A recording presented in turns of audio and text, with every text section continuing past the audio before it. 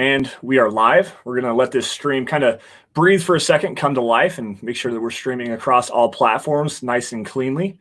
Looks like we are good to go. Mile high hello, everybody in Broncos country, and welcome into another episode of the Dove Valley Deep Divers podcast. I am your host, Lance Sanderson, and joining me as always is my good friend and colleague, Erick Trickel. Erick, I'm not sure if you got a chance to check out what happened yesterday on the Huddle Up podcast. I got a chance to sit in for Chad Jensen and talk with Zach Kelberman for a little bit. Had a lot of fun, man. It was kind of a breath of fresh air to get a new person's perspective and get some new topics going. And I actually did a little dissertation on he who shall not be named, the guy manning the left tackle position for a minute, and kind of defended him again in front of Zach. And we had some pretty good banter, but it was a lot of fun to be able to do that, man. How you doing? Did you get a chance to check that out or not? I didn't get a chance to watch that at all. Last night I was actually working on write-ups for the videos that I'm going to be doing this weekend for the website. Just with working full-time at my day job, I have to use up what night I have. So I didn't get a chance to check it out. Plus, starting at 6 o'clock Mountain Time, it's 4 o'clock for me. I'm actually still at my day job. So still wasn't able to check it out for that reason either. But yeah, I mean, at some point I will have to check it out because I know how Zach is when it comes to Garrett Bowles, and he's perfectly fine to have his opinion and everything. And it'd be nice to see how that went between you two. But yeah, I'm super excited. It's been a long week with having to work full time and everything. Super excited to be here, especially after certain things that happened this weekend. Just glad to be here. Not happy that I have to dish out $700 on my freaking car. But yeah, nice to be here. I've been super excited for this topic ever since I heard Zach mention this on Sunday night. So I'm just going to throw it out there is that when I'm pretty sure it was Sunday night. It was whenever they had Christy on. I heard somebody ask the question about Courtland Sutton. And Zach made a comment that by the time the career is over, that Courtland Sutton is going to have a better career than Demaryius Thomas.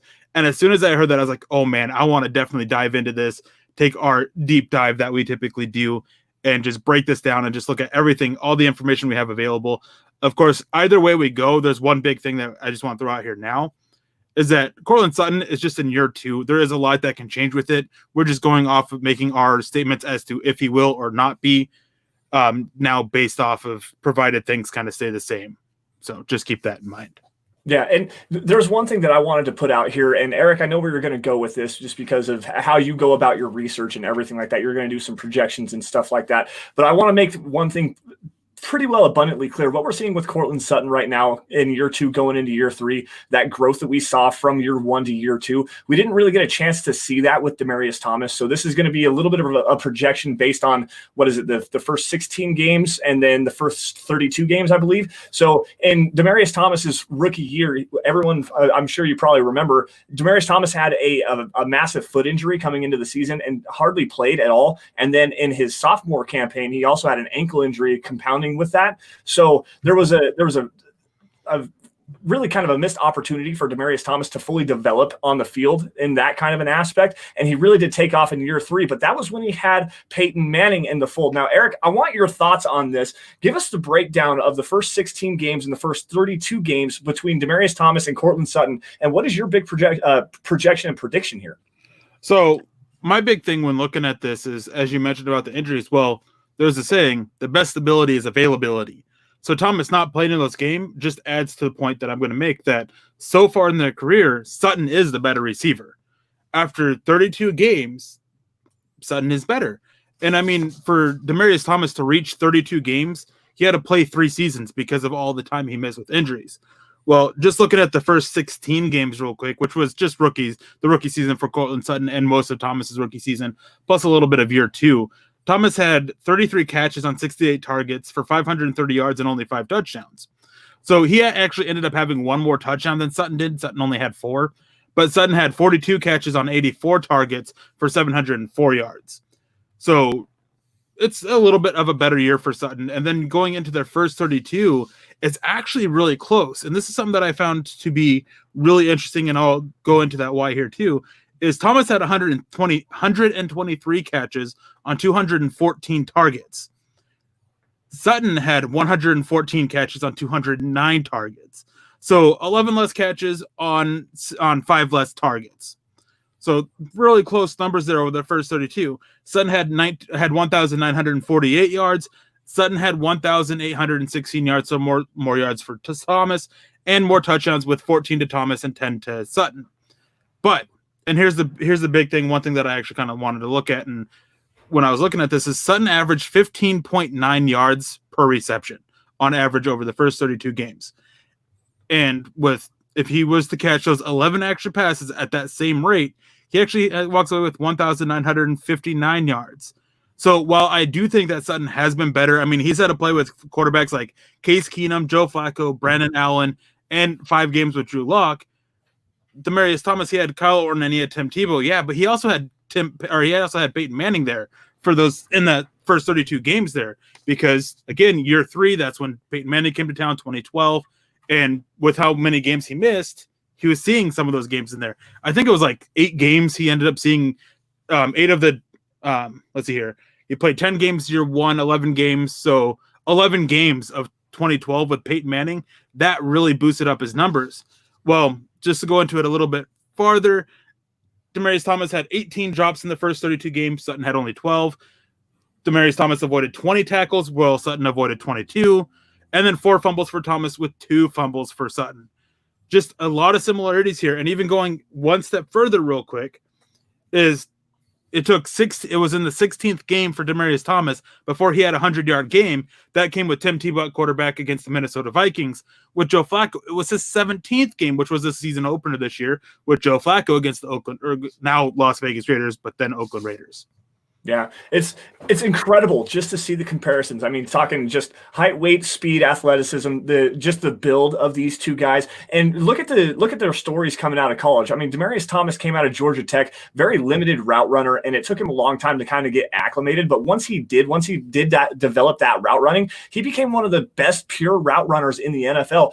And I don't think that's really even debatable at this particular point. Now, Courtland Sutton, yes, he still has a lot of work to do, but coming out of SMU with that limited route tree and that air raid kind of an offense, he's turned into a very high quality route runner early in his career, and he's getting a lot of separation. Well, not really a lot of separation, because and this is an advanced analytic from, I think it's either Pro Football Focus or Pro Football Reference. His average yards of separation per reception was like 132nd in the NFL out of 133. He was the second last in terms of yards of separation per reception.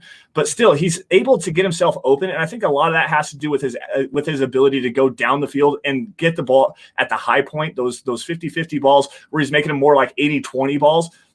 So you're going up in coverage and stuff like that. I think that takes away from his ability to create separation. It's kind of a weird statistic to look at, but when you watch him run his routes, as far as like the slants, the really good in routes, the double moves that he's running right now, he's developing into an immaculate route runner. Now, to kind of push this further, to go into not just the first couple of years, going into the full career, Demaryius Thomas, in the course of his career as a Denver Bronco. Now, I went back and actually went and took away his New York Jets receptions and his Houston Texans receptions from his half a season in Houston in 2018 after the Broncos traded him at the trade deadline, and I came away with 665 career receptions as a Bronco for 9,055 receiving yards and 60 career touchdowns. All of those are ranked second in the NFL or in Broncos franchise history. Now, do you think that there's a possibility that Courtland Sutton can eclipse those numbers, given the fact that, yes, we do not know what Drew Lock looks like, but we also know what Courtland Sutton does look like with a myriad of quarterback play, bad quarterback play from Joe Flacco and Brandon Allen specifically?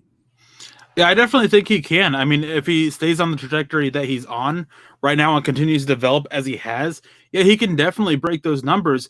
I mean, we saw what he was able to do with Case Keenum, Joe Flacco, and Brandon Allen. And by the time Drew Lock got out there, I'm not saying that Courtland Sutton wasn't effective. He was. But there was no other weapons there taking threats away from him, so he wasn't quite as effective as normal. Well, with Drew Lock, now they have a guy who they actually believe can be their quarterback of the future, hopefully can be that, and really hopefully can be that guy. I mean, I think all Bronco fans hope that. But they also have Jeudy. They have KJ Hamler. They have other weapons to help out Courtland Sutton. So it's no longer, hey, you can double or triple team Courtland Sutton and just shut down this offense, basically. As you have to worry about these other guys, which is going to force single coverage on Courtland Sutton, which he can just eat up because he can win in so many different ways. He's not the fastest guy out there, but he has some pretty solid quickness there to get open out of a quick break or a quick cut in his route. His route running is probably his biggest improvement from year 1 to year 2. I mean, it was just astronomical improvement. Still has a little ways to go there, but just the improvements he made. But he can also go up and get it and just bully you at the high point, or bully corners at the high point, and turn those 50-50 balls into, as redundant as this is, because I know it's been said so many times, he turns those 50-50 balls into 80-20 balls. So he is just a tremendous player and everything. And I think that as a prospect, I liked him more than I did Demaryius Thomas. And it's just going to be interesting to see if he can continue to develop on that level. It's insane potential. And the fact that he fell to the second round where he did is just mind blowing. And I think I think teams are going to regret that if they aren't already. I mean, especially like a team like the Cowboys, the team that was so linked with taking him in the first round, and they passed up on him and what he's become. But yeah, I definitely think he can pass Demaryius Thomas's number. And this isn't a slight against Demaryius Thomas whatsoever. He was a really good receiver for the Broncos. He was a great receiver for the Broncos. The drops did bother me a little bit. So did the times that he would always have to come out every now and then because he had hurt his leg or something like that. Well, that's understandable. That's part of the game of football. But it's just Sutton, I think, can be better. And what we've seen from Sutton so far shows that he can actually be better. Yeah, no, I totally agree with that. Sutton at this point right now, people are talking about him being a top 5 wide receiver in the NFL, like for the long run of his career. And the Broncos are going to have to do something and figure out a way to get him paid because he's going into year 3. Year 4 is the expiration of his rookie contract. And they also have Drew Lock to pay here soon too. You might want to nip that in the bud early. Get Courtland Sutton on a deal where they long-term extend him for the next, say, 4 or 5 years. Get him early so that they can get him at kind of a discounted price and also still be able to save some room for Drew Lock. Now, guys, before we continue on this conversation, just a couple of quick matters of business. You are watching the Dove Valley Deep Divers podcast. Make sure you guys are following me and Eric on Twitter. You can find me at Sanderson MHH and for Eric at Erick Trickel. Also, make sure you guys are following the show at DVDD_pod. This is where we give you guys live updates on what we're going to be talking about for this week's episode. We do throw some takes on there, but if nothing else, make sure you guys are following us on our Twitter accounts to make sure you can get any kind of Broncos news and analysis from our side of things. Also, head on over and while you're at it, follow Mile High Huddle at Mile High Huddle. Make sure you get the instant news and analysis, breaking news articles, film updates, and stuff like that regarding your Denver Broncos. It's the best way to keep in touch with what's going on with not only milehighhuddle.com, but also the Huddle Up Podcast Network. Dove Valley Deep Divers building the Broncos, obviously the Huddle Up Podcast.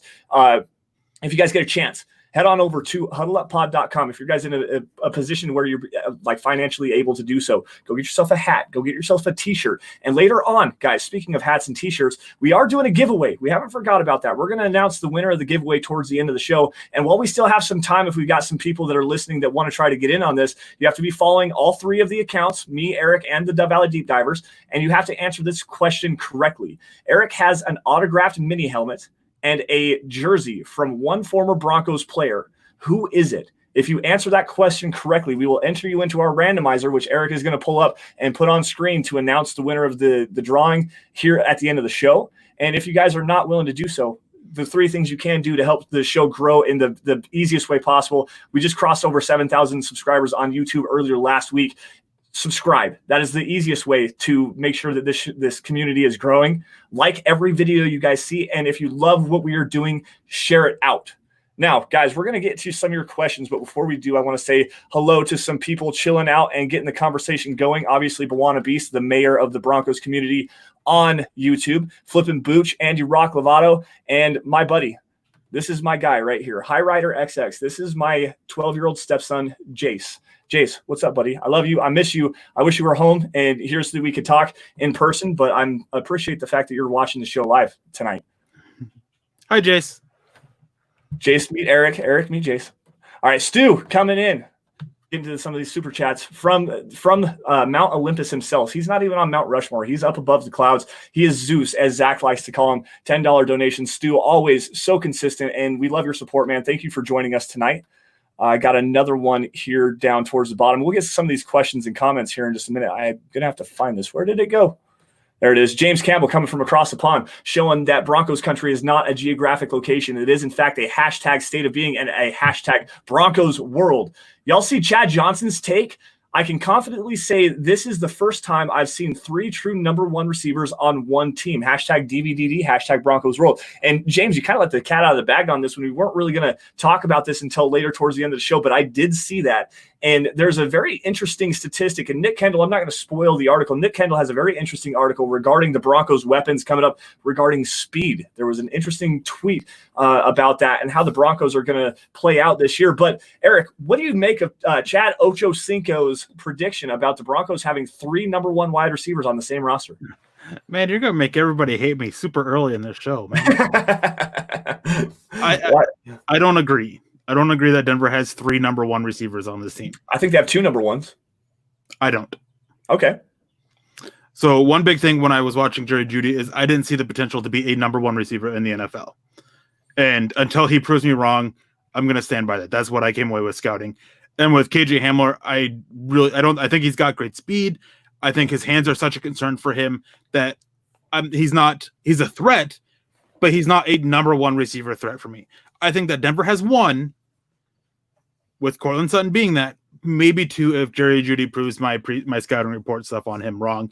But hey, whatever Chad Johnson's seeing with it, man, I hope it turns out to be reality, because the Broncos, if both those guys can turn out to be number 1 receivers, that'd be amazing for the next couple of years. It'll be interesting to see how it goes a little bit later when, times to money, and paying them all. But man, yeah, it'd be awesome to see it actually materialize onto the field. Yeah, no, I agree with that. I disagree that you don't think that Jerry Jeudy is a number 1 wide receiver. He was my number 1 wide receiver in the class, and I know you were infatuated with CeeDee Lamb, but Jerry Jeudy and his technical route running, the ability after the catch. Yeah, I understand you hate the drops. I hate the drops too. But we saw that with Demaryius Thomas and Courtland Sutton as well early in their nowhere career. near the level. It's KJ Hamler had a 25% drop rate. Not KJ Hamler. I'm talking about Jerry Jeudy. Oh. Yeah, Jerry Jeudy, there's some frustrating drops there, and I understand that completely. But still, that's one of those things that concentration and getting on that jugs machine really helped Demaryius Thomas, especially early in his career. And he actually developed into having some very good hands. There was that really frustrating game against the New England Patriots, 2015. We all remember the one, Brock Osweiler leading the charge, C.J. Anderson in overtime running that huge touchdown run to beat the Patriots in Denver and on prime time and everything. Demaryius Thomas had probably his worst game as a pro in that game. He had like 4 drops, and that happens. That's part of playing football. Sometimes, not everybody can be a DeAndre Hopkins where you go like 18 games without dropping a single pass. Like that happens. You're going to have to just kind of work your way through that. Now, Jerry Jeudy, I think that there's enough there that he can be a true dynamic number 1 wide receiver in this offense. I don't know. I'm not sure about that, especially early on, but watch him develop and watch him continue to grow, especially after he's still out there right now putting in work. Did you see the video on his Twitter account the other day where he was doing all the cuts and working on his footwork and everything? The guy has naturally great route running ability. He's worked on it. He's refined it, defined it down to a finite detail of his game. And that's going to continue to translate towards the rest of his career. I don't think that there's any question about that. Okay, so with Jeudy and his drop rate, I actually did some digging on it. His drop rate from last year, which was like 8.3, was very similar to a guy like Julian Edelman's, Odell Beckham Jr.'s. So it's not a terrible number. It's just one. I mean, obviously you wish that your receiver never drops a pass. But right. That's a little bit unrealistic. It just doesn't happen all that often. So the drops, while they're a concern, it's not a huge one. My bigger concern is the early signs of arthritis in his knee. That was one thing that a bunch of teams flagged him for. So far, he's not showing signs of that hindering him. So that's a positive. But how long before that happens? As a guy who has early signs of arthritis in my knee, I can talk about how much that sucks to have that. Yeah. Which is one reason why it concerns me. There's some days where it's so hard for me to just walk. I can't even imagine having to be an athlete. But the thing with Jeudy, the reason why I don't see him as a number 1 receiver is because I think his skill set is that of an elite number 2, which is nothing wrong with that. No. He is a great prospect. His skill set I view as one that is a lot more complementary than leading the team. Yeah. And I think that he is a perfect complement to Courtland Sutton, especially and KJ Hamler, especially since they got him. I mean, he's got decent speed to challenge downfield, but his route running is tremendous that it's going to be hard to, if you want to double cover him, you're going to have a hard time doing it because of how quickly he can open. Then you have a guy like Courtland Sutton on the opposite side. It's just a perfect match. It isn't anything a slight on Jerry Jeudy and his ability. It's just the fact that I just don't view his skill set as being that number one piece. Not saying he can't be dynamic or anything like that. It's just, again, it's complementary. It's the same kind of thing that we see with pass rushers. We always often talk about the Batman and Robin of pass rushers. Von Miller's the Batman, Bradley Chubb's the Robin. Chubb can develop into being a Batman, but right now he's the Robin. I don't think that Jeudy can really develop into that Batman type, but he's just an elite Robin. Nothing wrong with that. You need those. You have to have those. If you want to move the ball, that's what you got to have. I mean, we've seen it so many times. I mean, Erick Decker, when he was with the Broncos, he was an elite number 2 there for a while. Yep. And it's because he complimented Demaryius Thomas so well. Yeah.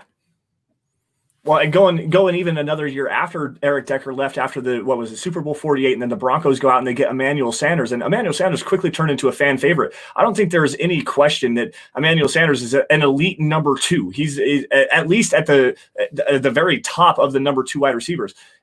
If you're saying that is the kind of trajectory for a Jerry Jeudy, there's nothing wrong with that, especially coming out. Like, if you can get an Emmanuel Sanders, like that kind of an impact, yeah, as a number 15 overall pick, you might want to push a little bit more towards that Demaryius Thomas. But at the same time, if you can get Emmanuel Sanders level production from Jerry Jeudy out of his rookie contract, especially, you hit huge on that pick. Yeah, absolutely huge. Real quick, I just want to clarify this. Is for me, it's not stats that makes a number 1 receiver. Right. It is, can they dictate the coverages? I don't think Jerry Jeudy is that type of player where he dictates the coverages that are thrown his way. That's completely fair. It's just how I look at it is, if you're a number 1 receiver, you're dictating how they cover you, and not just you, but everyone else on the field. Courtland Sutton, he forces them to how they're covering him. Jerry Jeudy, he doesn't. And it's nothing wrong with his skill set. I think he's a fine player, just not a number 1 receiver in my eyes. Just a quick question here, and I'm fairly certain I might be off base on this one, but do you think that Jerry Jeudy compares favorably to a guy like Amari Cooper? Because I don't think Amari Cooper is dictating coverages like the way that Demaryius Thomas does. Like, obviously, DeAndre Hopkins, Michael Thomas down in New Orleans, Odell Beckham Jr., those guys are dictating coverages. Amari Cooper has never really stepped out as that true elite number 1 wide receiver. Yeah, he's a number 1 guy. But do you think Jerry Jeudy can be that kind of a player? Yeah, I do. I don't think their skill sets are exactly the same or anything like that. Is that I do view him as that same way. I think Amari Cooper is that outstanding number 2 receiver, just not a true number 1 guy. He's not a guy who's really dictating coverages out there, and he just excels with what he does. Yeah. That sometimes it just doesn't matter how they cover him. With Jerry Jeudy, it's very much the same thing. He's not a guy I don't think that's going to dictate coverages, as I was just stating. And no matter how they cover him, he's still going to kind of find ways to get open. But it's going to be helped with Courtland Sutton on the opposite side. KJ Hamler too. KJ Hamler has a little bit of that because of his speed of dictating coverages, but it's just playing him a little bit more off coverage and just trying to hope that he drops the ball like he often does. But yeah, that's what it all comes down to. It's like CeeDee Lamb. I thought he had that. He was the number 1 receiver because he has the traits of a number 1 receiver. He dictates how you coverage everybody, how the defense covers. So that's all it comes down to. I definitely think that not necessarily the play style, the skill set, but how they are used is very similar to Amari Cooper. Okay. Well, that's going to wrap it up for the wide receiver discussion. I do want to get back to it just a little bit towards the end of the show, just because I have some interesting statistics regarding Rod Smith, and I want to get your take on that. Maybe Courtland Sutton, if he can have the longevity of a Rod Smith, could he potentially get to those franchise record-holding marks?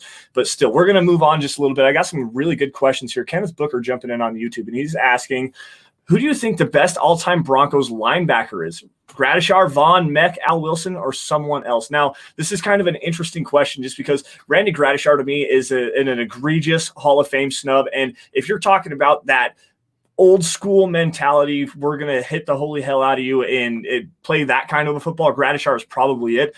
Al Wilson, on the other hand, we got done talking about him just a few weeks ago and how he might potentially translate to today's game if we were going to bring back any one former Broncos player. Al Wilson is a guy that I think he would be like an Alexander Johnson right now, an elite run stuffer, elite blitzer like that, kind of questionable in coverage just based on the way that offenses are using tight ends and stuff like that. Al Wilson, yeah, he was a very good sideline to sideline guy, but he wasn't very good moving backwards. Now, Von Miller and Karl Mecklenburg is an interesting aspect in this one just because Von Miller is that outside linebacker. He's more of a true pass rusher than he is an actual linebacker. So what is your definition of a linebacker here? And obviously Karl Mecklenburg was that like one of the original do-it-all Swiss Army knives in the NFL. I mean, he played on the defensive line. He rushed the passer off the edge. He played off ball in the linebacker position. This is a very tough question, man. Well, if with looking at what they did in their era and everything, to me, Von Miller, he's edge rusher, not really linebacker, so I'm just going to throw him out because of that. He's not being asked to do quite the same stuff as the other things. But looking at their time and what they did in that time frame, that era of the game, Gradishar is the best. Yeah. Like to me, that's just how it stands. And real quick, too, since we just got done talking about this, I want to grab this from James Campbell asking about Calvin Ridley in the situation in Atlanta be a better comp. And yes, this is actually one I think I made it actually during the live draft pod. If not, I remember mentioning it in our group chat as well, that is the kind of situation that I see with Denver is Calvin Ridley is Jerry Jeudy in this case, and Jerry Jones is Courtland Sutton as being the number one, number two. Calvin Ridley, he still has a little bit of room to grow, I think, as well. But yeah, that is actually the exact situation I kind of imagine. Just adding KJ Hamler in there with speed, similar to what I can't remember who it was, the other receiver was back when they had Taylor Gabriel. Mohamed Sanu. Yeah, kind of a similar situation as that. Yeah, I actually agree with that. It's probably a better comparison of the overall situation as a whole, just because I think that Courtland Sutton, again, Julio Jones is one of the top 3 wide receivers, and I don't think there's anybody that can really argue that in the NFL right now. Julio Jones, DeAndre Hopkins, Michael Thomas, those are probably the top 3 guys on everybody's list. But, yeah, with Courtland Sutton, I think he can be up in that conversation. So, Robert Caswell, going back to the wide receiver conversation here really fast. Do you think Demaryius Thomas got a handicap with Peyton as a quarterback? And this is something that we actually talked about before we went live, was the impact of Peyton Manning on Demaryius Thomas. Now, we saw him play in 2017 with Trevor Siemian in tow, and he had another 1,000-yard season in 2016, but he only had 949 yards in 2017 with Trevor Siemian and Brock Osweiler and Paxton Lynch throwing him the football. And he actually saw kind of that slowdown. Emmanuel Sanders also being in there, and just the way that the offense had kind of shifted in focus there it's kind of a hard thing to project there. But I do personally think that Demaryius Thomas does get a handicap because Peyton Manning in 2012, 13, and 14, he was so good, and he made Demaryius Thomas into what he is. There's no question about that. Demaryius Thomas had so back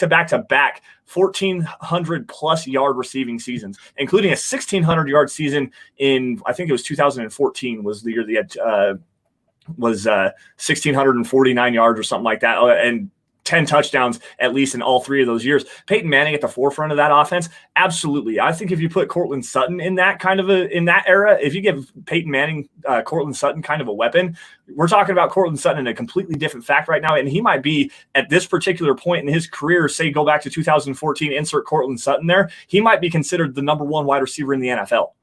Yeah, I definitely agree. There is a little bit of a handicap there. And one reason why it's so hard too with this is those were his prime years, was with Peyton Manning. That was when Demaryius Thomas was in his prime. So that just makes it even harder to. I mean, all 4 years with Peyton Manning, he broke 1,300 yards receiving. 3 of the 4 years, he had 10 plus touchdowns. The other year, he had 6 touchdowns, which is still a pretty high number. So, yeah, it definitely gets a little bit of a handicap. I don't think that it's a huge one to make him say, that he was a product of Peyton Manning completely. I think he was still a very good receiver, and we saw what he can do without him with the performance that he was able to do with Tim Tebow in a rushing offense, picking up what he did and everything like that. I definitely think that there is there was some talent there, but yeah, definitely is a handicap. Darian P came in earlier with a $2 donation asking, how does Jeudy's route running compare to other receivers? Entering the NFL, I thought that he was probably a top 10 route runner in the NFL already. There's just not many receivers that can run routes as him, as well as he is, or as well as he does with his fakes and everything. I'm not sure where exactly I would put him, but he's definitely in that top 10. some guys I think are better, but I mean, obviously he's better than a lot of other players. Yeah. First off, Darian, thank you for the donation. We appreciate you for joining us tonight. I actually agree with Eric there. Just coming into the NFL, being as smooth of a route runner as he was at Alabama in that passing attack that they have down there. Is it still Steve Sarkisian as the offensive coordinator? I believe so. I think so. I might be wrong on that. Correct me if I'm wrong, guys. But that's a pro style offense. I mean, Steve Sarkisian was the offensive coordinator in Atlanta with Matt Ryan and Julio Jones down that way. So there's a lot of pro style concepts that they're running down in Alabama right now, and there's probably always going to be with Nick Saban in the fold. But with as far as Jerry Jeudy's route running coming into the NFL, Eric, I do 100% agree with you on that. If nothing else, he's at least a top 15 route runner day one in the NFL. Yeah. So I want to throw this out there too is Wannabeast is informing us that we actually missed a donation from Dave Darlington. He said it's a $2 donation. So thank you, Dave, if you're watching the replay of this. He said, date night, catch y'all later. # go Broncos. Definitely enjoy your date night. Make sure it's a good one. Yeah, absolutely. Sorry about that. I didn't mean to miss that from you guys. Let's see here.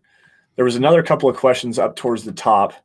And then, hold on real quick. And then Dylan Von Ark, since we were talking about Jeudy, $2 donation. Thank you, Dylan, for your donation. We appreciate that. Said Judy's video of him making cuts made my ACL hurt. Yeah.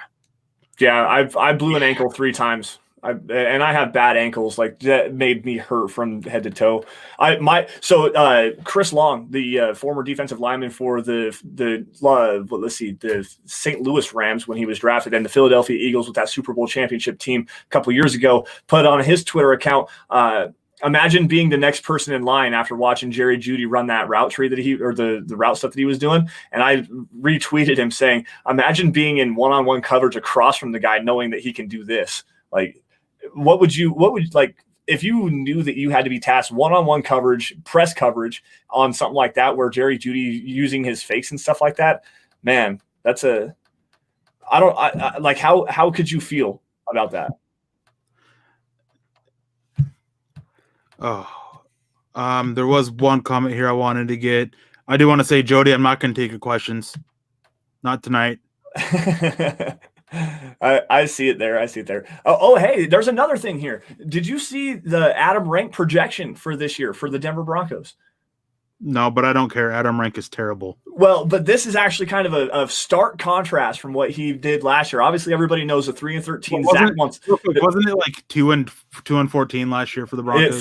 He had him at 3-13 last year. He had him at 3-13 and had absolutely zero basis in fact about anything regarding the Broncos at all. And then right after that, he projected the Chicago Bears to go 16-0. And all he did was stand in front of the screen and dance and poke the buttons and stuff. It's like, ooh, pretty colors. I'm going to touch all these things. That's what it looked like. But he come back earlier today, and made another projection for the Broncos this year. And he has them at 11-5 this year. He actually has them at 11-5. And the biggest thing there is the fact that he has the Broncos winning the AFC West and being the number 2 seed in the AFC playoffs.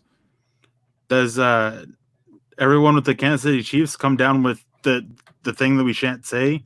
Like, and just have to forfeit games or something? Like, I don't know. I'm not exactly sure. All of them like tearing their ACLs or something. Adam Rank is terrible. Yeah, Adam Rank is absolutely awful. Nothing will sit there and take me away from this. And it's not even just talking about last year. I remember reading this guy's work like a few years ago and just saying, man, this is terrible. Like his projections and everything. Like I know, what was it last week that we talked about? What's his faces for ESPN, his projections. Clay? Yeah, Mike Clay. Yep. Mike Clay. And his projections were actually based on something. It's kind of like, as you said, it's like Adam Rank is sitting there throwing darts at a dartboard. Like, okay, win or lose for every game of the season. Like, it's just terrible, man. He's just terrible. Yeah, absolutely awful. There's a good question here, and it's actually a comment more than anything on Facebook from Andy Rock Lovato. Let me pull this up here. So you're saying that Rod Smith and then Demaryius Thomas are the only wide receivers we have had in the last 25 to 30 years that own great stats. First thing, no. Wow, I hope we have 3 on the roster as we speak. Now, to kind of break this down just a little bit, no, absolutely not. There's been a bunch of Broncos wide receivers. Obviously, we just got done talking about Eric Decker, Easy Eddie Mack. Lloyd had a really good time there. Yeah, Brandon Lloyd. We were just talking about that with Bawana before we went live about Brandon Lloyd was actually a thing, and Jabbar Gaffney as well. But still, no, you've got Easy Ed McCaffrey. You've got Ashley Lee was pretty good there for a long time. But the reason why we highlighted Rod Smith and Demaryius Thomas specifically for this reason is because Rod Smith is the all-time franchise leader in every major receiving category. Most receptions, most yards, most touchdowns. Demaryius Thomas, number 2 in all 3 of those. These are the top 2 Broncos receivers ever. I mean, yeah, you had Rick Upchurch in there. I mean, Haven Moses. Let's see here. The 3 amigos. Yeah, the Broncos have had some really good wide receivers in their time. But when you're talking about Courtland Sutton becoming, specifically for this reason, this is why we highlighted these 2 guys, is because Zach Kelberman on the Huddle Up podcast, I believe it was on Sunday, said that Courtland Sutton was going to be a better wide receiver and eclipse Demaryius Thomas as the number 2 wide receiver in Broncos history. Now, to break this down just a little bit further, I want to go into some Rod Smith aspect here a little bit. Rod Smith is my most favorite Broncos player ever, and he has been for a long time, pretty much my entire life.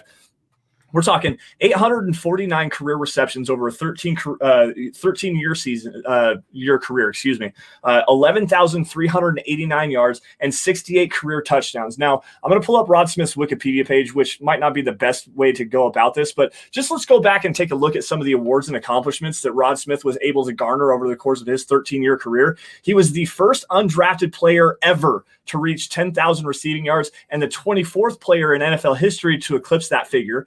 He has the most receiving yards, 11,389, and touchdown receptions, 68, of any undrafted player in NFL history. And he ranks second on most receptions, 849, by any undrafted player in NFL history behind former Bronco Wes Welker.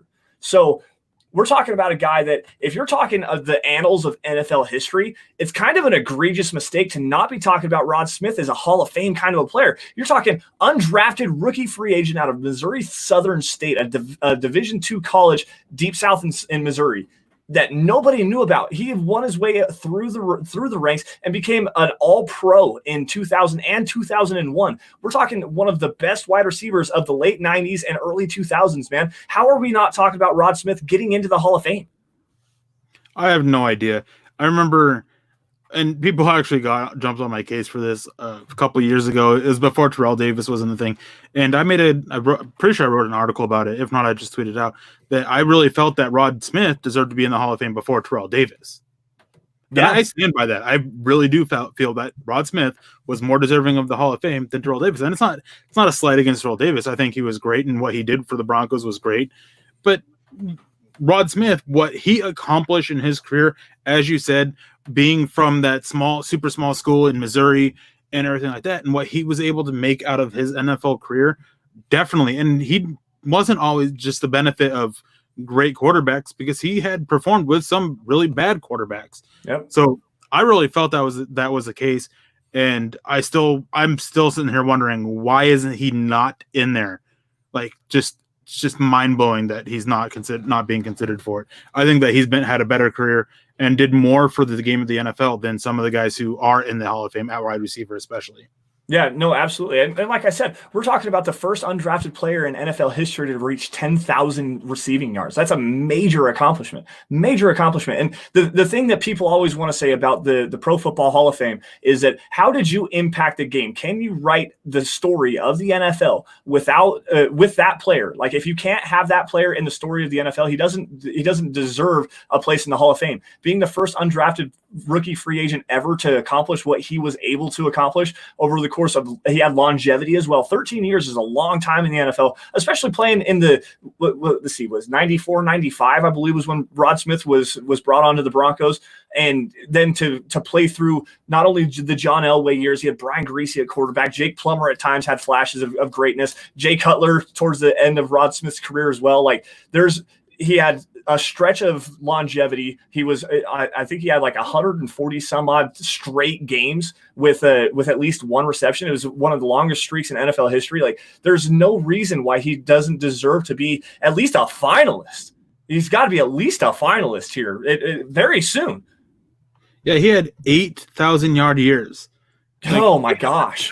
That's just tremendous. I mean, he was that one player that, when you sit there and you watch, and knowing he came from being an undrafted free agent if you're an undrafted free agent, that's the player you're looking at, because he's the first one that I can remember as an undrafted free agent to really come out and be a star in the NFL. Yep. So yeah, definitely. If you're writing the history without Rod Smith being in it, then your history is off, because he deserves to be part of it. He deserves to be in the Hall of Fame.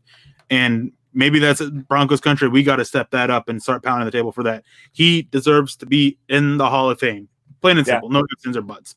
Yep, absolutely. Going back to a question from earlier, Charlie Beagle coming in here. Tom Jackson on the list of the greatest Broncos linebackers in Broncos history. The Orange Crush defense, Randy Gradishar, Tom Jackson, late 70s.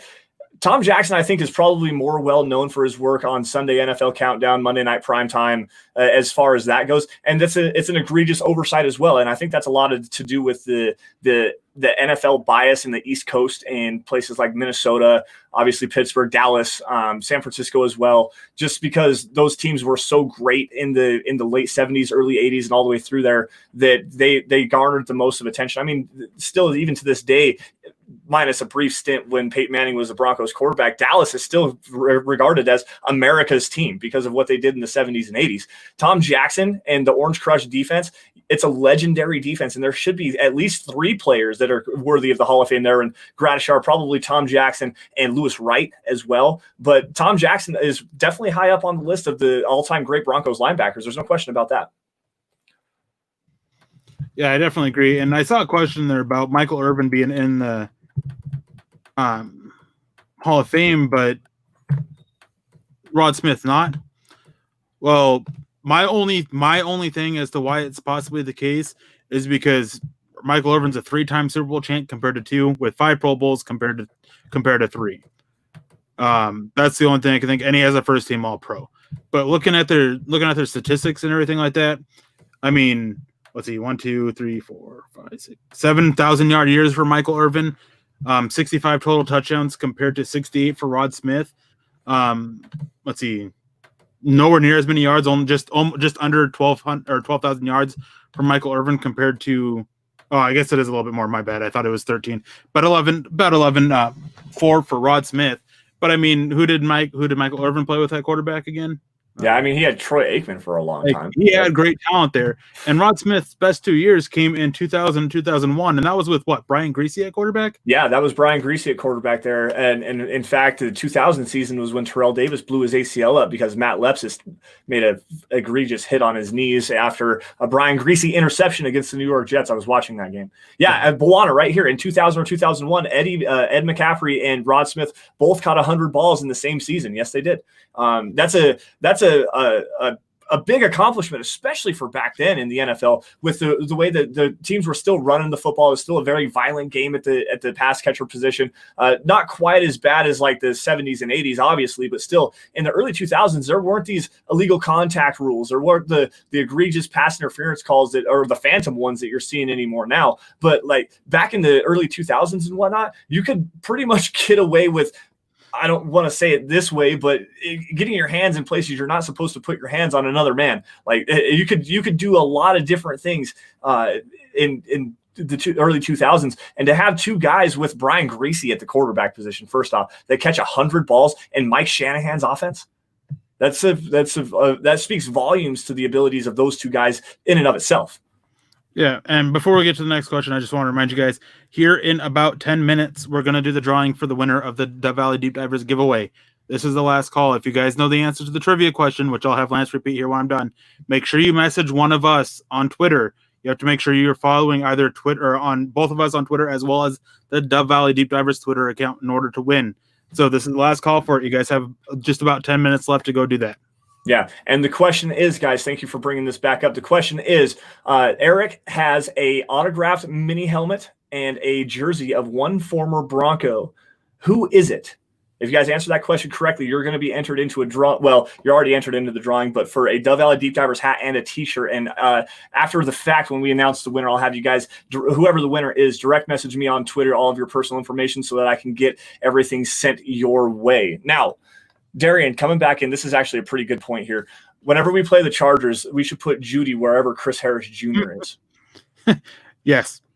And the big thing is especially with the way that Jeudy played at Alabama, they used him a lot more in the slot than people really like to realize. And where does Chris Harris Jr. like to play? In the slot. Like, that's going to happen a lot. All right. There was one question I want to say. It was about Fant and Pat Shurmur's offense. And before I get to that, though, I can't remember how to say your name. Sorry, I'm terrible with names. Pobby comes in with a $14 donation. Thank you for that, Pobby.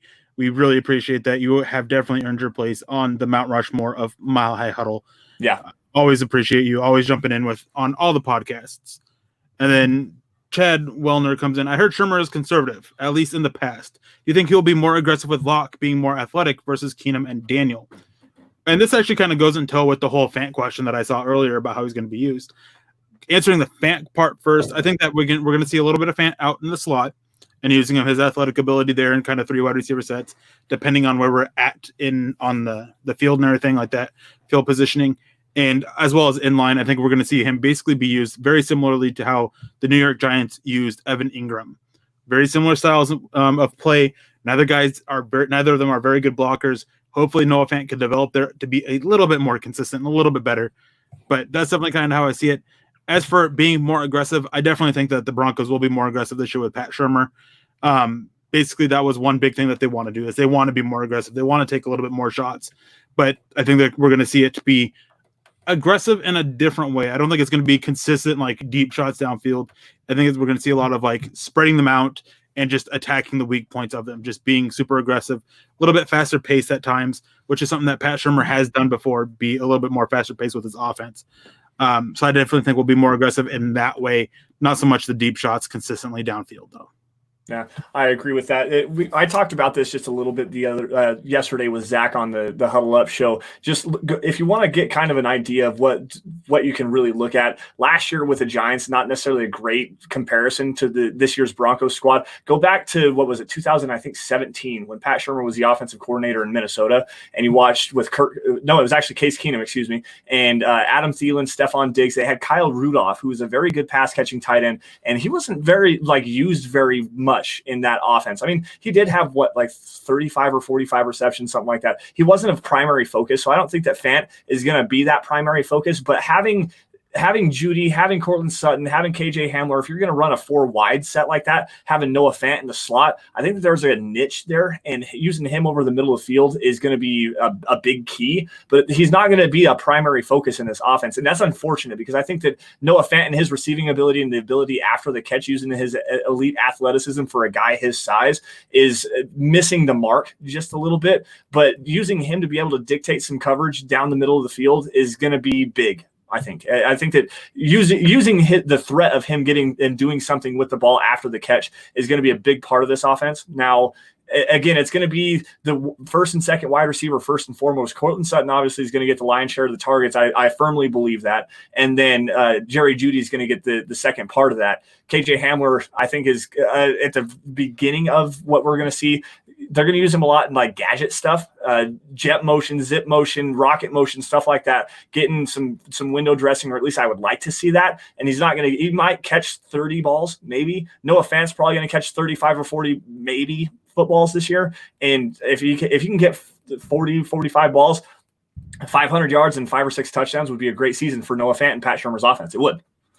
Well, I think that one thing with Pat Shurmur that we've seen is that he's able to adapt with what he has. Yeah. And I think that with Noah Fant, I think he's going to use him a little bit more than what we saw the tight ends being used in Minnesota.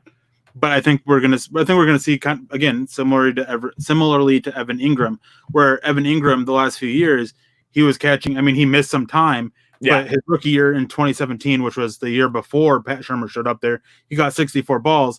And then he only started 14 games over the last 2 seasons, catching 44 and 45. So I don't think that 50 to 60 catches for Noah Fant is unreasonable. I think that is actually pretty much what we're going to be expecting. Probably seeing about 50 to 60 yards a game being used and a little bit more and some good touchdowns, just because he is such a mismatched type of weapon that you have. Even if you with Jerry Jeudy and Courtland Sutton and KJ Hamler, is Denver plays a lot of teams that are a little bit weaker at linebacker when it comes to coverage. And that is where Noah Fant really is going to come in handy. And I think that because of that, lining him out in the slot, lining him in line, it doesn't matter. I think he's going to have his role cut out for him, and I think he's going to have an impact this season. And it may not be like see some tremendous year from him like we saw with Demaryius Thomas of 800+ yards or that whatever it was. I think we'll probably see him be consistent with 600 to 700 yards, 50 to 60 catches, and just be effective with helping move the ball downfield. Obviously, those receivers, those are your main weapons. Obviously, no brain comment right there. But that's just how it's going to be. That's Noah Fant. He's going to have his role there for him. Yeah, it's going to be really interesting to see Levante David when the Bucs come into town. Levante David in pass coverage against Noah Fant. That's going to be an amazing matchup. I cannot wait to watch that. Yeah. There was a comment about Jerry Rice and why did the Broncos release Jerry Rice. First off, he retired, and secondly, he was like 80 years old when he came into Denver. So, former Broncos great, Jerry Rice, by the way, just because I'm a troll. All right, get a couple more questions in here. Actually, you know what? This is probably a good time as any, Eric. You might as well do your screen share and get that pulled up. We're at the 50-minute mark. And we can real quick make sure that. All right, while Eric's doing that, I'm gonna pull this one from Kevin Peterson here, coming in with a $5 super. Eric's helmet looks like it could fit Tyrone Braxton's head. Did I win? All right, real quick. Let me go grab the helmet so we can give away the winner here. So. A couple of years ago, quick little backstory with this helmet is there is a lady who's a big part of Broncos country that she was nice enough. She went to one of the Broncos practices, and was my favorite player at the time. Still love him. I'm absolutely sad that he is no longer with the Broncos, last year being his last year. But she went there, she got his autograph and on this mini helmet, and she sent it to me. But we did get a few correct answers. We got quite a few incorrect answers. But the winner is Derek Wolfe. Have his autograph. He's the only Broncos player whose autograph I have, and I also have his jersey, though I can't find it. But yeah, that is the correct answer here, is Derek Wolfe. And we did mention it. I had somebody accuse me of saying that we never mentioned it on the podcast before, and we actually did mention it. We mentioned it when the podcast, not long after Derek Wolfe actually went to Baltimore, is I told the story about how I have his autograph and his helmet, and I'm very sad that he's no longer with the Broncos. Yep. So I'm going to share my screen here. That was a big thing with this giveaway, was you had to have been paying attention to the Dove Valley Deep Divers podcast. And we had, I mean, it was almost instantaneously. We had a couple of guys coming in here, and I believe it was Stephen Baumgartner was the first one that messaged Eric. And we weren't even we had just barely got off screen after I asked the question. And Stephen came in immediately with the correct answer. It was within 5 minutes after we got done being live. So there were some people that have paid attention. I can't see the rest of your screen just because it's so small on my side. Oscar Figueroa is in there. Eric, go ahead and read the rest of them, please. So Charlie Beagle, I think he's actually in the chat here. He's on Twitter, Jimmy Mack. He made sure to know that I know him as Charlie Beagle. And then JD0@N is another guy on Twitter that seemingly follows the show and everything. So if you guys are listening to it, thank you guys for participating in this. I'm going to go over and I'm going to scroll down a little bit. Pick a random name. And the winner is, all right. If you're in, it's JD0@N. If you are not in here and the thing, we will message you. If not, well, actually, we'll message you anyways because we got to figure out where to send it to and everything like that. I did make sure that they were following both of us and the Valley Deep Divers before putting him down for the thing. I made sure everybody was doing that. But yeah, he is the winner. Congratulations. You are winning a hat and a shirt. We will definitely reach out to you. Probably be Lance more so. This was all credit to Lance for this, guys. It was all Lance's idea. I just came up with the question because we couldn't think of something that was a little bit difficult, but not too difficult. And something we said on the show. But it was all Lance's idea, his big thing, his project. So all credit to him. Lance will probably reach out to you if you are listening to the show live. If not, he probably already reached out to you. But yeah, first off, if you're watching the show live, make sure you do get at me at Sanderson MHH. You can also find me at Lance Sanderson on Facebook if you're more want to go on the Facebook Messenger side of things, whichever, it doesn't really matter. But it's not necessarily a credit to me. It's a credit to our Super Chat superstars that come in and donate to us and everything like that. It means a lot to us on that. But the Super Chats that I've collected over the course of the time that we've been doing this is actually going to be paying for this entire giveaway, so you guys coming in and donating makes it possible for us to do stuff like this. It's what really drove up the want and need for the Dove Valley Deep Divers merchandise on the merch store at huddleuppod.com. And that's why just the public outcry and support for the show is why we want to give back to the show. And all of your guys' support means the world to us. We love and appreciate every single one of you guys coming in and joining us, having some football conversation, getting away from real life for just a little bit. It's the best hour of my week. I look forward to coming in and doing the Dove Valley Deep Diver show more than pretty much anything throughout the course of my week overall. And to sit down with Eric and you guys, it really is the best distraction from everything going on in the real world. So with that, guys, first off, congratulate. Oh, here we go. Terry Randall coming in with a $5 donation up in Canada, showing that Broncos country is not a geographic location. It is, in fact, a hashtag state of being. Hey, guys. Over under on Casey's tackles for loss and sacks this season. Excuse me. Hashtag state of being. Hashtag Broncos world. And the offense will be electric. Go Broncos with the emojis that we all know what that means. Over under on Jarrell Casey's tackle for loss. I would say probably 6 or 7 sacks would be a really good number for him. If he can get 6 or 7 sacks and take away some of the pressure from Von Miller and Bradley Chubb coming off the edge. If you can get that interior pass rush, 6 or 7 sacks for an interior defender is an amazing feat.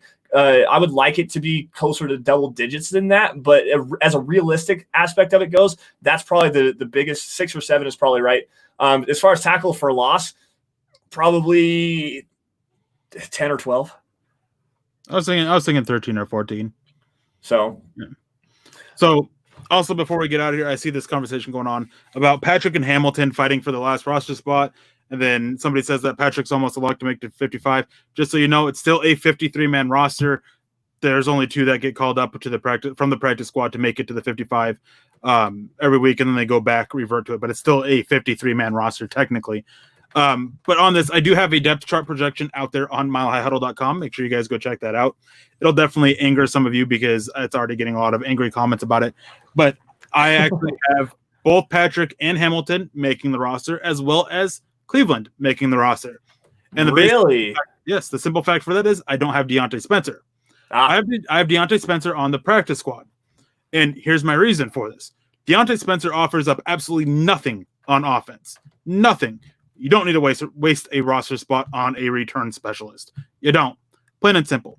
At least with Tyree Cleveland, Tim Patrick, and Deshaun Hamilton, is you get special teams play. Yep. They have a chance to offer up something on offense, especially Patrick and Hamilton. Patrick has shown to be a gunner. Cleveland has shown he can be a gunner as well as a return man, as well as offer up a little bit on offense. So that's why is you don't need to use a 53-man roster spot for a return specialist when it can call up 2 players off the practice squad each game. And the same reason for Beck. I don't have Andrew Beck making the roster because you don't need a full-time fullback on the 53-man roster when you barely use a fullback, and you can just call him up from the practice squad. If you suffer an injury, then you call up somebody else to replace that player. You just leave your specialist down there. Obviously, you can't not kicker, punter, or long snapper just because you just want to kind of keep those guys. But return men, just throw them down there. Well, and especially going just regarding Tyree Cleveland and Deontay Spencer as that last roster spot there at the wide receiver position. Tyree Cleveland, as you said, can play the gunner position and can be a returner. Deontay Spencer doesn't offer any kind of versatility in special teams, except for as a punt returner specifically, because the Broncos didn't really use him on kick returns last year. A lot of that went to Devontae Booker as well. They rotated those 2 guys out. So why would you have a guy that's specifically a punt returner, doesn't offer any gunner versatility, is like a gadget player at best on offense? I completely and totally agree with that. At least Tyree Cleveland is a decent deep threat, so you can put him on the offense if you absolutely have to and stretch the field just a little bit. But so Deontay Spencer didn't make the Pro Bowl, guys. As a punt returner? As a specialist. Really? Wow. Who'd have thunk? Who'd have thunk it? Like people keep making this comment to me. He's not on the roster at all for it.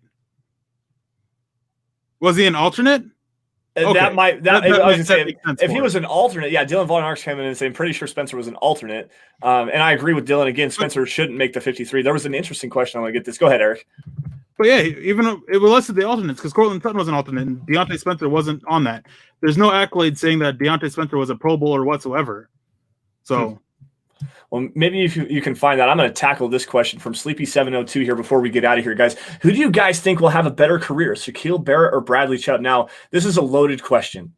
It really is, just because what Shaquille Barrett did last year, leading the NFL in sacks. And obviously, we know the rotational role and the aspect that he had with the Denver Broncos. And last year was an anomaly. Let's just put it that way bluntly. It was an anomaly from Shaquille Barrett. I want to see him be able to do that, replicate that on another year. He's also a, fifth-year player now? Bradley Chubb going into year 3, coming off an ACL injury.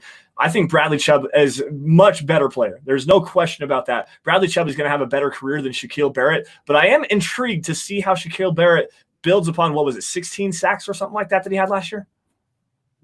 Something like that. Yeah, I can't remember how many it was.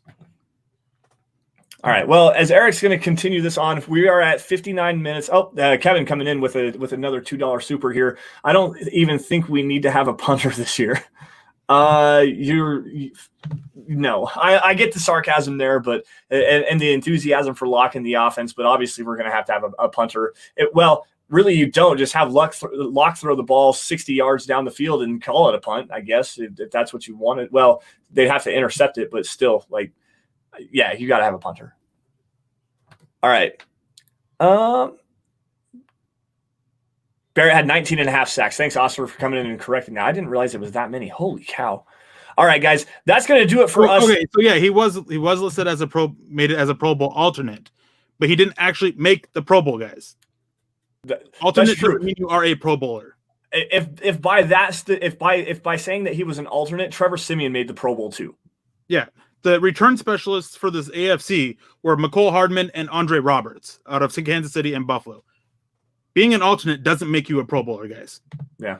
I mean, there's going to be guys. Obviously, McCole Hardman played in the Super Bowl. McCole Hardman played in the Super Bowl. He can't even go to that's why you have alternates, and that's why Deontay Spencer might have got that. I actually thought he was a lot better. I swear, every single game, I'm like, God, he's going to break this next one. God, he never actually did. He had a couple of big explosive returns, but he was so inconsistent. I don't know how many times I decided to try to field a punt within the 10-yard line when there's nobody near him. And it goes back to the fact that you don't need a return specialist on the 53-man roster. He's not going to get claimed. Nope. He's not. Nope. Well, the argument could be made that the Broncos did claim him from Pittsburgh just to put him as a return specialist, but they didn't have another return specialist on the roster. Exactly. They didn't have anybody on the roster. But so the argument could be made, but at the same time, no. Just stop it, guys. Oh, and if you get claimed, guess what? You have KJ Hamler. You have Tyree Cleveland. You have other guys who can do that. Mm-hmm. Absolutely. The whole rule, I absolutely love this rule about being able to call up 2 players off the practice squad, because you don't have to keep these guys wasting a 53-man roster spot. You don't. I don't understand why they don't just make it a full-time 55-man roster. I don't get it. It was in the bottom 10 for – I don't get why they don't make it a full 55-man roster. It just makes no sense to me. He was in the bottom 10 for kickoff or for punt return average, and his kickoff return average, Denver tried to replace him during the season. Yeah, they did replace him with Devontae Booker. I specifically remember Devontae Booker returning kickoffs last year for the Denver Broncos. And with kickoffs, with what Tyree Cleveland can do, I'd rather have Tyree Cleveland returning kickoffs. Yep. And I'd rather have KJ Hamler returning punts. And guys, just the last point that's often made about this is, well, Vic Fangio said he's going to be the return specialist and KJ Hamler is not going to be the returner. That's great. There's this thing called coach speak. At one point, John Elway was sitting there saying Tim Tebow is going to be the quarterback. And yes, I know Peyton Manning become available is a huge difference between here, but he made that comment when everybody knew that Peyton Manning was going to become available. So come on, guys. We can't get pigeonholed into saying, oh, yeah, this guy is definitely going to make it. Deontay Spencer may make it. I want to make that clear. I don't think he should.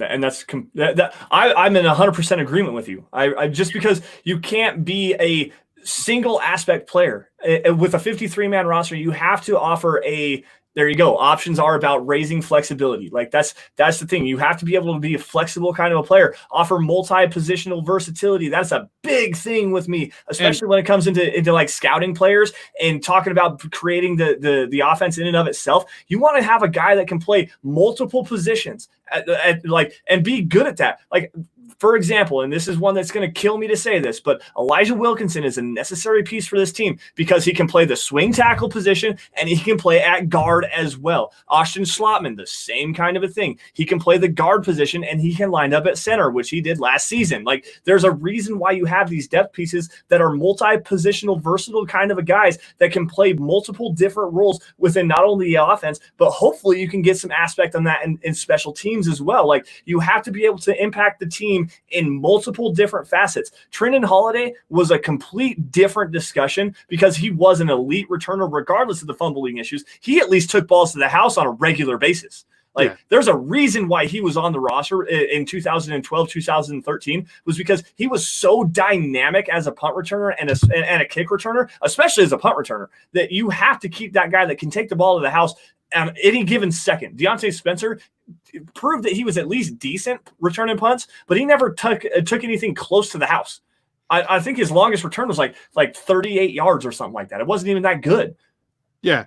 And Charlie Beagle, I believe they raised it up to 48 active on game day now. Yeah, and you have to have 8 offensive linemen in that. You absolutely have to have 8 offensive linemen now. And with that, if you're going to carry, with Denver especially, with how many injuries they deal with on there, I'd rather carry 9 offensive linemen and use that 9th spot for an offensive lineman than a return specialist. The ability to pull up 2 off the practice squad gives you so much versatility because you can keep guys that you want to keep on your active roster and not have to worry so much about a return specialist or a fullback. If they get claimed, they get claimed. You can find other people to do that job. But if you want to develop a certain tackle and he gets claimed, congratulations, you now have to try to find another tackle you want to develop. And that's not easy to do, especially if you're Mike Munchak. You typically have a preference for what you want to teach. So if it comes down to keeping a tackle that Mike Munchak really wants to keep or Deontay Spencer, I'm going with the tackle. It's a more important position. It's not necessarily easier position. It's not an easier position to find, which is also the point. Returner is a lot easier to find. Denver has other players on their roster who can do returns. Tyree Cleveland, KJ Hamler. Heck, Tim Patrick at one point was sitting there being used at it. This is actually a good point from Dylan, and this is going to be the last one before we wrap this up here. Dylan coming in on YouTube saying, Spencer only seemed better since we've been terrible at returning for a while, and that is absolute truth. It has been a long time since the Broncos had an elite returner, and going back to Trendon Holiday. Ever since Trendon Holiday left, and after 2013 or 2014, I think it was, the Broncos have struggled to field any kind of special teams prowess, whether it's returning or covering. Like the Broncos special teams units has been one of the worst in the NFL for the last 5 seasons. And Spencer being as good as he was last year, that breath of fresh air that, hey, by the way, we can return punts now. You're absolutely 100% correct on this. And last thing too is, last thing I'm going to say on this is returning is not always about speed. It's about being able to make people miss. Somebody mentioned Royce Freeman about returning kicks. I'd be interested to see how well he would do there with avoiding people, because when you're returning kickoffs, it's more receiver-like than runner-like, and being a receiver is what Royce Freeman actually did well at. I wouldn't mind seeing what he could do back there. Devontae Booker was a really good returner and a blocker, which helps keep him around on the roster. Maybe being a returner is Royce Freeman's calling card. Yeah, he's not the fastest guy, but he can do decently with making people miss once he gets a head full of steam. Yeah, absolutely. Last thing here, Triple Threat coming in on Super. We appreciate that, man. Thank you for joining us. Watching Jerry Jeudy highlights, and he looks way faster, at least 4.3 in the 40 regarding his just straight line speed. I actually kind of agree with that. He did look a lot faster. What was it, a 4.45, I think is what he ran at the combine? So 4.45 is still no slouch, though, and some players do play faster than what they are timed on. There's players that play slower than they're actually timed. There's players that play faster than they're actually timed. Albert Okwuegbunam being one of those guys that plays slower than what he was actually timed. I don't think anybody expected to see him run sub 4.5. I really don't. That was completely wild. But anyways, guys, that's going to wrap it up. We're going to wrap it up here. Do it for us tonight. Thank you all for watching the Dove Valley Deep Divers podcast. Real quick, Make sure you guys continue to hound Chad about getting us a second show earlier on Saturdays. This is primarily for those of you in Europe. Yes. We want to do an earlier show to try to get to that audience there. We have a lot of big things planned when it ever comes. But just let Chad know. Let Chad know that, hey, give these guys a show on Saturdays. Yeah. It's not like we have anything better to do. I mean, Lance has nothing going on in his life. It's not like I have a family or anything, but hey. I can at least get away with doing a show at noon Mountain Time because that would get the European audience and some of the Middle Eastern, a little bit of the Asian audience in there as well if they're willing to stay up till about 2 o'clock in the morning and listen to us. But still, we had some people come in. When you did your draft show, we had people coming in and talking with you. People from Australia, from Saudi Arabia. Saudi Arabia. There's one. Yeah, from Turkey who shows up every now and then on this one too. Yep. But yeah. And also is we can always be flexible on the time too. That's a great thing about me being in Alaska. If we're doing it 10 Mountain Time, or 12 Mountain Time, that's only 10 o'clock for me. We could even go up to 10 o'clock Mountain Time too. And that's 8 o'clock for me. I might look weird because I'm so tired, but hey, just let them know. Let Chad know. We're pounding the table for you guys too. Yes, we are. We are actually talking to Chad constantly about getting this going. But anyways, guys, thank you once again for watching the Dev Valley Deep Divers podcast. You guys can follow us on Twitter. You can find me at Sanderson MHH. Oh, Peterson Creative coming in at the buzzer with a $20 super, being very generous with his pocketbook. Thank you, dude. We appreciate that. I haven't been able to drop in live, but wanted to show some love and appreciate you guys. Hey, dude, we appreciate you. We appreciate everything and all the support we get from everybody in Broncos country. This is why we do this. The following that we have is amazing. We love to talk football with you guys. That's the biggest reason why we come in here on a day in and day out. Well, at least the day in day out basis for the Huddle Up podcast. But for us, every Friday, this is the best. Like I said, this is the best hour of my week. So, but anyway, guys, hour and 10 minutes. Yeah, hour and 10 minutes. Gary Palmer coming in at the buzzer as well. The old man is back. Hey, Gary Palmer just turned 81 on Wednesday. 81 years old, celebrated his 81st birthday. Happy birthday, man. Denver Broncos for life. DVDD is awesome. Hey, you're awesome, man. Appreciate you. And again, happy belated birthday. We appreciate you guys for coming out tonight, guys. But anyways, matters of business before we get out of here. Follow the show at DVDD_pod. You can follow me on Twitter at Sanderson MHH, for Erick at Erick Trickel. Head on over to huddleuppod.com. Get yourself a hat, get yourself a t-shirt, a hoodie, face mask, coffee cup, anything like that. If you guys are financially able to do so, please do that. It's a great way to support the show. And if nothing else, the 3 things that you can always do that support the show in the greatest aspect is subscribe wherever you're watching, YouTube, Twitch, Facebook, Twitter, anything like that. Click the like button on every video you guys see, regardless of if it's a podcast or Erick's roster breakdown that he's got going on YouTube right now. Click the like button will actually boost our stats just a little bit and get us in front of as many Broncos fans as possible. And if you really like what we're doing, love what we're doing out there, share it. Share it on your social media, get it in front of as many Broncos fans as possible. And that's the easiest way to help the show, the website, and all the other shows grow and continue to succeed on a basis that I'm just blown away by. But anyways, guys, that's going to do it for us tonight. Erick, any last words? Yeah, clip-on ties suck. I have to wear one for my day job just simply because if somebody grabs me by the tie, they can just rip it off. I hate clip-on ties, though. Pre-tied ties. Those are what works. Yep. Or zipper ties. Well, yeah, pre-tied ties are the way to go. I actually pre-tie all of my ties. I gave you some grief about that a while ago, but still pre-tied ties are the way to go.